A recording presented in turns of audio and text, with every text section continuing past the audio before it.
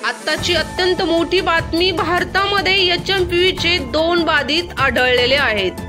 बंगळुरूमध्ये आणखी एका बाळाला HMPV ची लागण झाली आहे। त्यामुळे भारतात दोघांना HMPV ची लागण झाल्याची माहिती मिळतीये। डॉक्टर रवी गोडसे सध्या आपल्या सोबत आहेत। आपण सगळ्यांनीच कोरोनाचा काळ अनुभवलाय, सगळ्यांनीच धसका घेतलेला आहे। आता HMPV ने भारतात प्रवेश केलेला आहे। सगळ्यात पहिल्यांदा तो पसरू नये म्हणून काय काळजी घेतली पाहिजे? बिलकुल काही खबरदारी घ्यायची गरज नाहीये, म्हणजे काय करायची गरजच नाहीये। तो HMPV चीनमधून सगळे लोक घाबरलेत ना, ते 2 कारणांकरता घाबरलेत। एक म्हणजे तुम्ही सगळे मास्क लावलेले बघताय, आपल्याला जर घाम फुटलाय की परत आपल्याला तसं होईल का।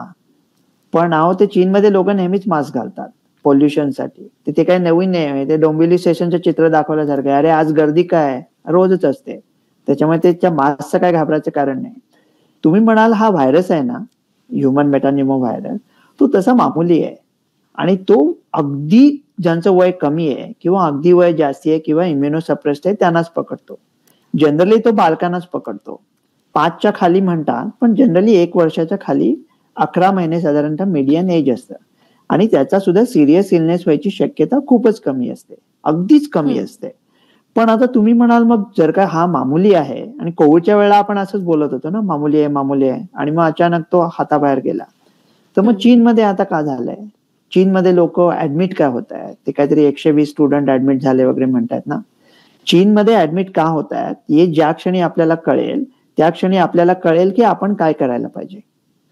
चीनमध्ये 0 कोविड पॉलिसी होती ना मार्च 2020 पासून, तर तेव्हापासून तेव्हा जी मुलं जन्माला आली ती पुढचे 2-3 वर्ष काही केलंच नाही त्यांनी। ती घरीच पडलेली होती, एकमेकांना भेटली नाही, मास्क घालून बसली होती। त्याच्यामुळे तुमच्या आईचं दूध संपलं तुमच्या पहिले 6 महिन्यानंतर, जेव्हा तुम्हाला आईची इम्युनिटी मिळते, की त्या 6 महिन्यानंतर तो सर्वात महत्वाचा पिरियड असतो, जेव्हा ते बाळ शिकतं की वेगवेगळ्या डिसीजेसचा सामना कसा करायचा आणि त्याची इम्युनिटी डेव्हलप होते। तर चीनमध्ये या मुलांची इम्युनिटी डेव्हलपच झालेली नाहीये। त्याच्यामुळे त्यांची जी चीनमधली ती 3, 4, 5 वर्षापर्यंतची जी मुलं आहेत त्यांना या डिसीजचा सामना नाही करता येते आणि त्याच्यामुळे त्यांना सिरियस इलनेस होतोय। 2027 पर्यंत हे सगळं निघून जाईल। भारतामध्ये हे होणार नाही, कारण आपला लॉकडाऊन एवढा स्ट्रिक्ट नव्हता सुदैवाने। त्याच्यामुळे आपल्या मुलांची इम्युनिटी शाबूत आहे, त्याच्यामुळे एक तर आपल्यामध्ये हे येणार नाही, म्हणजे आपल्याला याचा काही धोका नाही।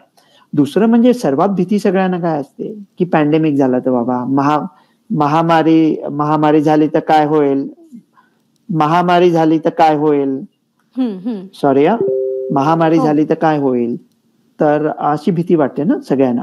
पण महामारी व्हायला तो पसरवायला लागतो ना।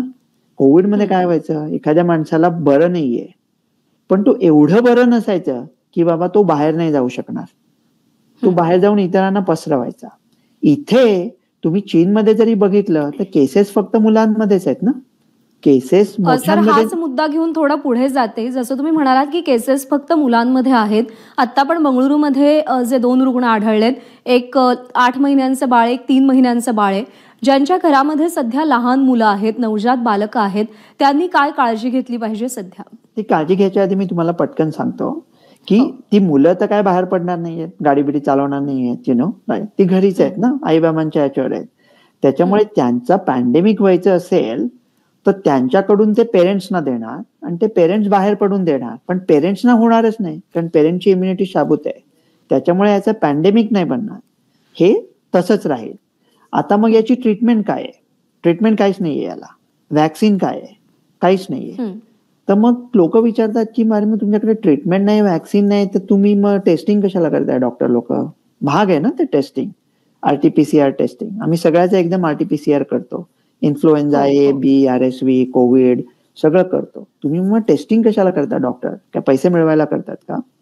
बरोबर आहे, म्हणजे तुम्ही एकूणच सध्या जे डॉक्टर सांगताय त्याच्यानुसार खबरदारी घ्यावी, काळजी घ्यावी, पण काळजी किंवा चिंता करण्याचं तेवढं कारण नाहीये। धन्यवाद, तुम्ही मार्गदर्शन केलं आणि काही प्रमाणात आश्वस्त केलं त्याबद्दल।